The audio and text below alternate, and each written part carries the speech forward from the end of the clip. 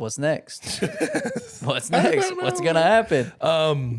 You see Musa? Musa found a spot, a forever home. Ole Miss. Yeah. Yep. Wait, by the way, Jamarian Sharp and Musa. And Musa Cisse. What the hell? The way I see it, only one of those guys can be on the floor at once. Yeah, they right? can't be on the floor. No shot. Big ass dudes, Yeah, no. man. What? With like no shooting ability. 7'5" and 7'1" Yeah. with no real offensive bag. Yeah. They're great defensive players. Great defensive players, but they lead the cannot play NCAA together. in blocks, Yeah. you know. Do you think that means Jamarian is staying if Musa's coming? I mean, that's just a weird. But Jamarian said last week he was going to stay with Ole Miss. Yeah. I guess maybe that could change it, but I mean, why not have 2 elite rim protectors? man, Chris Beard. Yeah. I mean, he's recruiting his ass off, doing good on the transfer portal, but I found that very weird. I found that bizarre. And also, that was a Memphis target. Theoretically, they had reached back out to him and wanted to see. Both of them. Yeah, but Musa, because Jamarian's been committed for a while, but Musa was one you're like, damn, okay, maybe he could come back and be a big. That's not going to happen, though. That ship sailed. Sailed also. So what's next? Thinner and thinner and thinner and thinner. I have resigned myself to the fact that you're sort of relying on grad transfer getting in when you didn't expect them to get in, NBA draft dropouts, and bear with me here. Okay. Reclassification.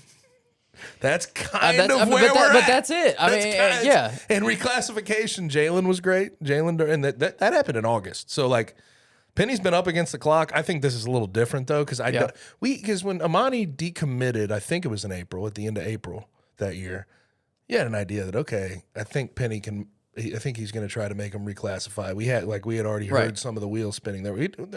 What prospects from the 24 class?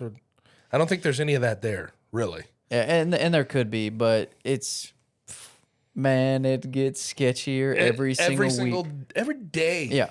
And we've been talking about, okay, portal's still not closed yet. Portal's still not closed yet. Portal's still not closed yet. I don't know if you saw this on Twitter, but there was rumors about Chris Livingston potentially entering the portal on the last night and coming to Memphis, which even that, he wasn't that good last year. Well, no, not even that. He's a wing. And you just got TFL Leonard and Jonathan Pierre. He was not that impressive his freshman year, dude. No, but still, that's what I'm saying. Like, yes, would that have been splashy? Not a position of need. Would that have been splashy? Yes, but it's still not, a big or a point guard. Yeah. And so it's just like, I don't know, because those rumors were swirling heavy. And they were all over Twitter. College Basketball Report put out like Memphis and then the eyeballs. Yeah. And everybody's like in a tizzy. I was like, I'm not going to. No, you don't feed into that stuff. But I guess it was Chris Livingston, but he's not. No, I think he's staying in the draft. Yeah. Pretty sure. Or it's either draft or Kentucky, because he didn't enter the portal. So that's not an option. Draft?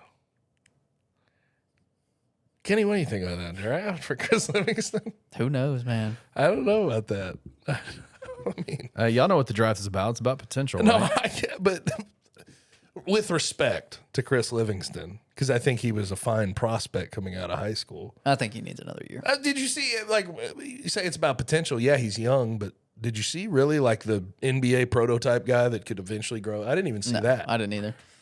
But that's what I'm saying. Like, you keep getting all these like quick hitter rumors coming around, and all these people are saying, rumors swirling about Memphis and so and so. Yep. And then fan base goes up, and then it never materializes. Yeah. And then a couple days later, people are tweeting about Memphis and potential links and connections. Fan base starts getting excited again. Nothing. And that's like the roller coaster that we've been on for the last month and a half. Since the Mikey Williams news, Jaden Bradley, Chris Livingston, Musa Cisse, all these players that have been linked to Memphis, and nothing's really panned out. And the contrast, and to me, this is what's so interesting. If you put the Mikey Williams news as a middle mark, this has been the most night and day recruiting stretch we've seen Penny have. Caleb Mills, TFL Leonard, Jonathan Pierre, Nick Jourdain, like.